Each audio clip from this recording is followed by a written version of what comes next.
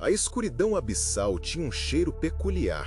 Não era o fedor salgado do oceano superficial, nem a putrefação da vida que morre e afunda. Era um aroma mineral, quase metálico, misturado com algo intangível, como a ausência de calor, de luz, de tempo. Na estação abissal P7, a 6.000 metros abaixo da superfície, o Dr. Elias Vance aprendera a reconhecer esse cheiro com a mesma naturalidade com que respirava. Ele era o único ocupante da P7 há 6 meses, um pesquisador de bioengenharia marinha com a missão de catalogar a vida extremófila mais bizarra. O silêncio, aqui, era uma entidade por si só, densa, preenchendo cada fresta, cada canto da pequena estação cilíndrica. Não era um vazio, era uma presença. E, ultimamente, Elias sentia que essa presença estava atenta.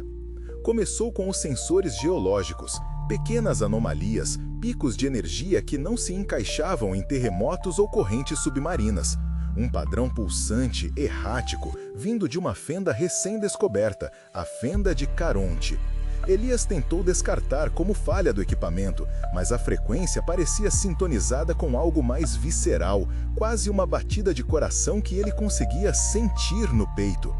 As luzes da estação, alimentadas por um reator termoelétrico de ponta, pareciam oscilar sutilmente, quase imperceptivelmente, como se respondessem a um ritmo que não era o deles.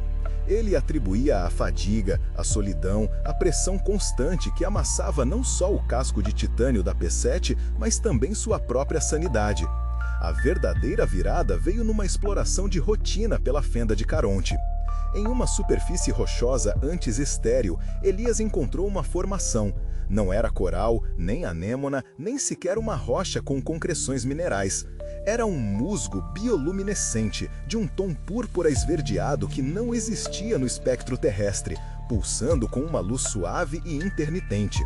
As pulsações não eram uniformes, variavam de intensidade e frequência, como se estivessem respirando ou pensando. Elias coletou uma amostra com o braço robótico, uma ponta minúscula que cabia na palma da mão.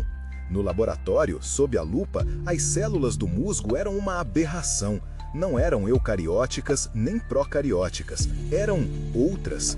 Sem núcleo, sem parede celular definida, mas com estruturas internas que se reorganizavam, mudavam de forma, como um caleidoscópio vivo. A amostra, selada numa placa de Petri, começou a crescer. Não se expandia como fungo ou bactéria, ela reformava a si mesma, tecendo padrões complexos que pareciam desenhos fractais, geometrias impossíveis. E então, os sussurros começaram. Primeiro, Elias pensou que eram as vibrações do casco sob a pressão ou a ressonância do reator. Mas os sons eram distintos, multifacetados, como vozes em línguas que nunca existiram, misturadas com cantos harmônicos que roçavam a borda da audição humana. Vinham do musgo, ele tinha certeza. Quando se aproximava da placa de Petri, os sussurros se intensificavam, uma cacofonia em sua mente, não em seus ouvidos. Ele sentia, quase fisicamente, uma invasão, uma mente ancestral tentando se comunicar através de frequências além da compreensão. A sanidade de Elias, antes uma fortaleza, começou a ruir como areia. As noites eram um tormento de insônia e pesadelos lúcidos, oceanos de escuridão com olhos sem pálpebras, cidades de cristal em dimensões torcidas, a sensação de ser uma partícula minúscula em um corpo cósmico imenso. Ele cobriu o vidro do laboratório onde a amostra repousava, numa tentativa vã de bloquear a intrusão, mas o musgo parecia já estar dentro dele, no tecido de seus pensamentos. A luz que emanava da placa de Petri pulsava mais forte quando ele estava ansioso, como se alimentasse do seu medo. Ele começou a se comunicar com a amostra, de forma indireta, sussurrando em seus devaneios, sentindo uma resposta, não em palavras, mas em uma sensação de entendimento gelado, antigo. A solidão, antes um refúgio, tornou-se um corredor para a paranoia. Um dia, Elias acordou e notou que o musgo não estava apenas na amostra. Pequenas veias bioluminescentes serpenteavam pelas costuras do metal na parede do seu quarto, pulsando em sincronia com os fragmentos de pensamentos em sua mente. O casco de titânio da P7, antes impenetrável, agora era um substrato para aquela vida alienígena. Os sussurros tornaram-se uma sinfonia, não de vozes, mas de verdades cósmicas, despejadas diretamente em sua consciência. Elias viu mundos inimagináveis, constelações que eram seres pensantes, galáxias que eram células de um organismo onisciente. A P7 não era mais sua estação, era um útero, uma crisálida para algo que estava para nascer, ou pior, para despertar através dela.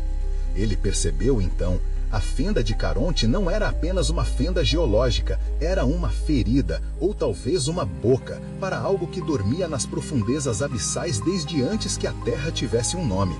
O musgo não era um organismo, mas a epiderme, a ponta de um iceberg cósmico.